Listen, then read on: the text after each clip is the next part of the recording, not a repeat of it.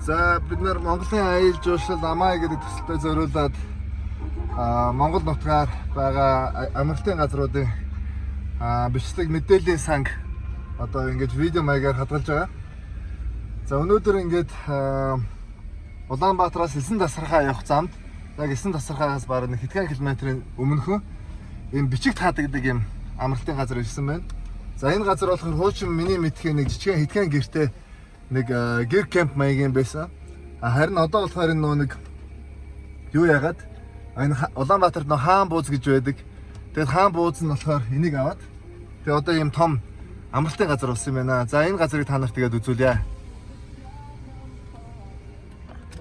За энэ хөдөөний замд ингээд хаан бууз гэдэг амралтын газар яг урт талдаа зам дээр энэ хоолны газар байна. За энэ ч бол нэлээд чанартай ариун цэврүүд одоо өндөр шаардлага хасны газар байна. За хоолуудыг энэ таарах. За бичгээрээ үзүүлчихье. За энэ хоолууд байгаа юм байна. Салаатнууд гэдэг энэ төрөл байна. За өнцгөө хоолууд нь Монгол хоолууд. За тэгээд энэ замд ийм гоё одоо цэвэрхэн орчин үеийн үйлчлэгтэй цайны газар, хоолны газар нэгдсэн бол үнэхээр баяртай байна. За хажуудаа ингээд миний дэлгүүртэй. За хоолнууд нь бол ингээд шүлмэд нэмчээ байна. За доктор бол самбартай газар. За хоолнууд нь өшөөний хийсэн болохоор энэ хоолнууд нас байхад туссан байна. За арай хоолнд бид нэр одоо энэ цайны газар гэсэн. Хоолны газар гэсэн. Нарийн махан уур гуляш дэшсэн тахаалаа. Таамт бол үнэхээр гоё наа. Ялангуяа цай бол үнэхээр гоё. За бичиг таад гэдэг кемп руу орж ийн. Кемпийн зогсоол руу. За ингээд энэ амралтын газрыг бол одоо юуны хооронд Элсэн тасархаа руу явж байгаа, эсвэл хот руу явж байгаа хүмүүс бол бүгд харсан байгаа. Яг ийм өвөрмс гоё юм хадны яг ингээд бэлд байдаг. За бичиг таад гэдэг амралтын газар. Өчтөр шөнө ядраад энэ ч яриад игэр хонлоо. За энэ амралтын газрын одоо жишээлбэл цанхаар ийм харагдсан хойно өвөрмөс тэрж маягийн уултай. За өөрөө нь бол шалны халаалт бол байхгүй. Гэхдээ энэ пар бол богино хугацаанд хурдан халаашд юм байна. За ширээ тогтчолд маш гоё юм байна.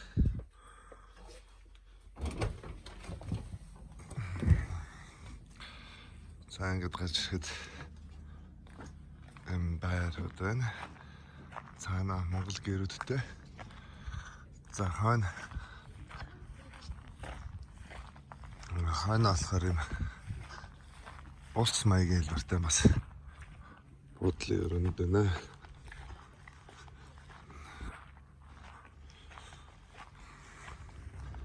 Ариун цэвэр өрөөг нь танарт танилцуулъя. За энэ ч бол Wi-Fi дэмэн. За эрэгтэй нойлын хувьд бол цэвэрхэн байна. За ингээд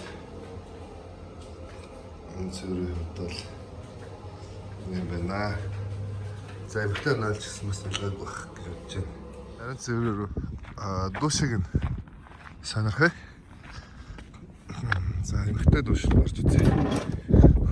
За ийм душтай байна. Салагч бойлертэй. Ингээд энэ жижиг кабинтэй. Хуцас салхи өрөөтэй. Юм байна. За бичиг таад гэдэг амралтын газар бусдаасаа юугаар онцлог вэ гэдэг талаар өчтөр бид нэр шөнө ирээд одоо бусад амралтын газруудаа харьцуулж үзлээ. Тэгээд энэ газрын хамгийн том давуу тал за мэдээж нэг бол яг замын хажууд байдаг. Хоёрт яг энэ ч амарч байгаа хүмүүс бол одоо хамгийн сайн хооллог идэх боломжтой юм байна. Тэгэд хаан бууз одоо энэ амралтыг авсан болохоор яг энэ өөрхөн хоолны брэндээс нь авчирсан. Тэгэхээр чи кафетэй хоолтой байх нэ. За жоохон хүн ихтэй гэхдээ яг хамгийн гол нь энэ газруудад хоол нь бол цаг цагаар гарсан байна. За өдрийн хоол гэхэл одоо ийм тансаг хамгийн гол нь яг шинээр бэлдсэн ийм хоолуудыг одоо энэ амралтын газар хийж болох нэ. Одоо үүдэн дээр нэм сонин.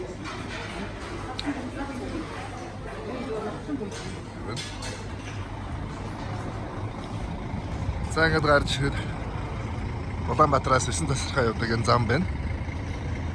Энэ замаар явж байгаа хүмүүс бол энэ амралтын газар түр амраад хамгийн гол нь сайхан хоол идээд ингээд түр байж болох. За амрагчдад зориулсан саксны талбай энд байна.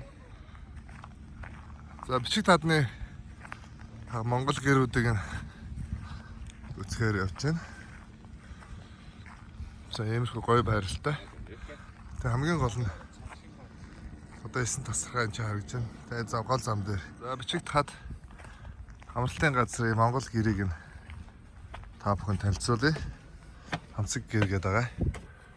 За ингээд дотор ороход хамартай ортой нийтдээ 4 ортой байна.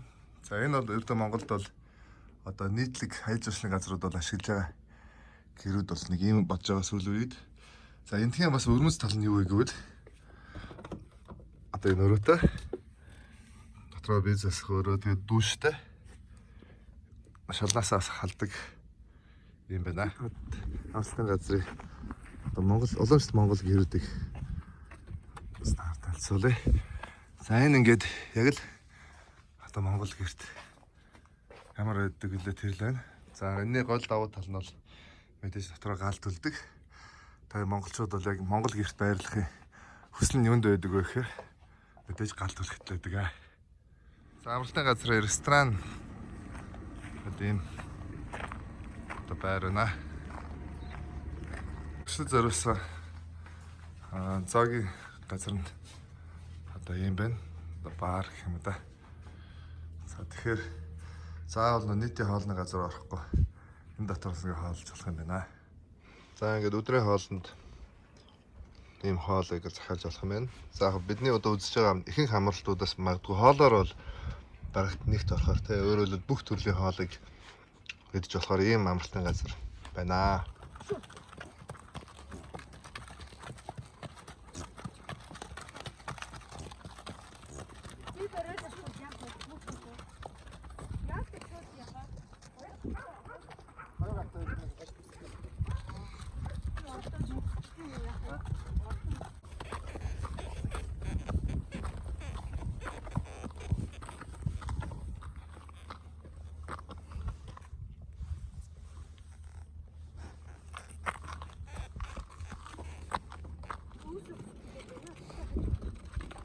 За сэтгэлээ дээр дэний.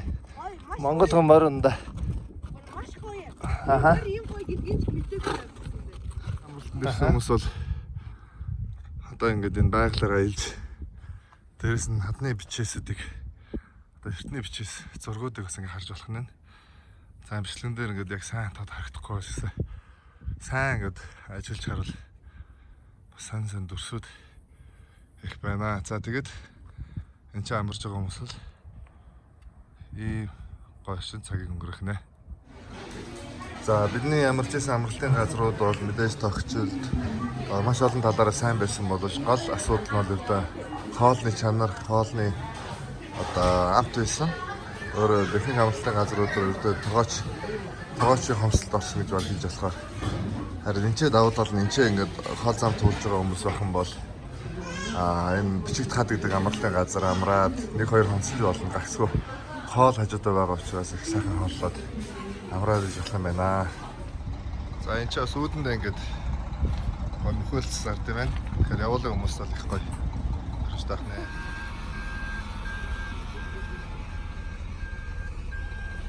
За бид аялал өргөжлүүлж байна. Ингээд бичигт хад гэдэг амралтын газар 2 хонлоо.